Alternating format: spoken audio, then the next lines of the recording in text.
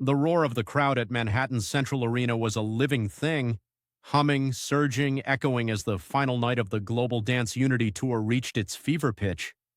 It was 2025, and the world had never seen a celebration of movement quite like this. A stadium bursting with dancers, each troupe representing a different country, fusing their styles for an audience that demanded nothing less than magic. Backstage, the show's creative director, Eliana Torres, kept one wary eye on the clock and another on the monitors. Years as one of New York's most innovative choreographers had taught her to expect the unexpected, but even she nearly dropped her headset when a group of security guards hustled toward the wings, their walkie-talkies crackling. Eliana, there's, a situation. Someone in the lobby claims they're on the program, but no one's ever heard of him. Tell them to send him away. We can't. Then she caught the faintest edge of the music floating through the halls, a familiar bass line that sent a ripple down her spine. It wasn't possible. It couldn't be. Out on stage, the French company spun into their final pose. The lights cut to black. For a split second, the arena was silent. Then, without warning, a single dazzling spotlight ignited center stage. And there, standing alone with head bowed, signature black fedora tipped low, was a man no one expected to see in this lifetime, Michael Jackson. The crowd's collective gasp was immediate. Some screamed. Others fell silent, unsure if it could truly be him. The rumors had always swirled, whispers that Michael Jackson wasn't gone, that legend could outlast mortality itself, but nothing prepared anyone for the power of presence he wielded now. Eliana rushed through the curtains, her heart thundering. Yet the world seemed to move in slow motion as the iconic synths of Billie Jean spilled out into the arena's darkness. Michael stared out, letting the anticipation build, every movement perfectly measured. Older now, yes, but ageless in energy, his face illuminated by the swirl of stage lights. He moved first with a slow, deliberate step, the sequined glove lifted, fingers flexing. Then, as the beat fell, he exploded into motion. A moonwalk rippled across the floor, smoother than the memories the crowd held. His feet glided over slick black tile, hips snapping in time. The impossible had become reality. Backstage, dancers pressed to the wings. A dozen cell phones captured blurry, stunned recordings. Eliana let herself breathe, recognizing what now filled the arena.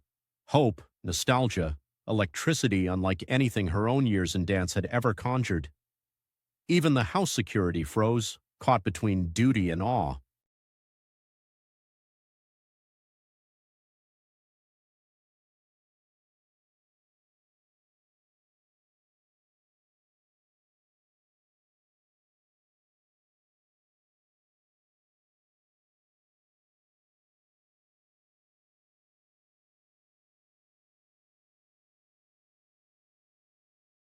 Michael Jackson was not alone for long. One by one, from every side of the stage, the dancers supposed to headline tonight returned. Bold hip-hop stylists from Seoul, flamenco experts from Madrid, the razor-sharp tappers from Chicago. For a heartbeat, each paused at the edge, uncertain. But then Michael turned, extending a hand. He didn't speak. Instead, his movement was invitation enough. The youngest of the breakdancers, a 20-year-old prodigy named Ray, was the first to join, her sneakers barely brushing the floor as she spun into the circle. The street dancers from Paris followed, their popping and locking folding into Michael's signature style as naturally as rain meets wind. The music morphed, now threading in jazz horns, Latin beats, an undercurrent of orchestral grandeur. Michael adapted to each, shifting the language of his body to match the energy beside him.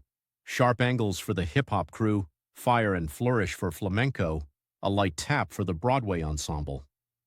The lines between the past and future blurred. In the stands, people wept openly. Strangers locked hands, overcome by the impossibility of what they witnessed. For just one night in 2025, the boundaries of time meant nothing. The King of Pop was both legacy and present tense, a bridge from where dance had come to where it was going. A hush fell as the music dipped, the stage lights dimming except for a shaft of silver where Michael stood, chest rising and falling. He motioned, and the assembled dancers circled him, forming a human chain. Tonight is proof that music and dance never die. Together we can heal the world. He launched into one final set, Man in the Mirror, his voice echoing with raw emotion. Every dancer moved as one, styles merged, traditions honored, the energy pure and contagious.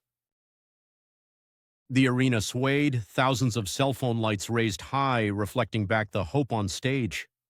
As the last note faded, Michael lowered his head, fedora shielding his eyes. Then he offered a soft salute, once, twice, before the lights snuffed out. Silence, then the eruption of cheers so wild they threatened to shake the concrete. The dancers embraced, weeping, laughing, knowing they had been a part of a miracle, the night that Michael Jackson returned, not only as a legend, but as a companion in their art. Backstage, Eliana found herself smiling through tears. The show was unforgettable now, not for what had been planned, but for what had been dreamed. In 2025, for just one night, Michael Jackson taught the world again how to believe in magic, and how, through the rhythm they all cherished, every boundary could be danced away.